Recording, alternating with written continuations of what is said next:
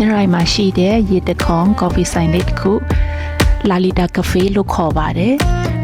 မြို့ထဲကနေအရမ်းမဝေးဘူးကိုထက်တရုပ်ပုံချောင်းအဝင်ဝနာကလမ်းမှာမလို့တွားရလာရတာလဲလမ်းတင်ပါတယ်ပြီးရင်ကျတော့လူကြီးတွေအတွက်တအားကျယ်တယ်ဆိုရင်သူတို့ကတွားရခက်ပါမယ်တီဟာတော့တခြားကဖေးနဲ့ရှင်လိုက်ရင်ဝန်းကအကျယ်မဟုတ်ပါဘူး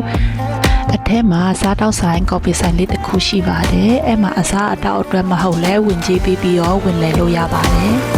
တခြားနေရာရောက်ဖို့တဲ့ဒီလိုတောအုပ်တွေရှိတဲ့ကော်ဖီဆိုင်တွေကလေတအားကျယ်တော့လူကြီးတွေအတွက်တခါတလေလမ်းလျှောက်ရတာအဆင်မပြေတာဖြစ်တာပေါ့နော်ဒီဟာလေးကတော့တေးသေးလေးနဲ့ချစ်ဖို့ကောင်းပါတယ်ပြီးရင်ကျတော့ရေငွေလေးတွေလွတ်ထားတာဆိုနေရောင်လေးထိုးတဲ့အချိန်မှာအရန်လာပါတယ်ဒီလိုအမိုက်စားကော်ဖီဆိုင်တွေကလည်းတွားချင်တဲ့အပင်ပန်းလည်းတိတ်မခံနိုင်ဘူးဆိုတဲ့သူတွေအတွက်တွားရောက်လဲပတ်တာတက်တောင့်တက်တာရှိလာပါတယ်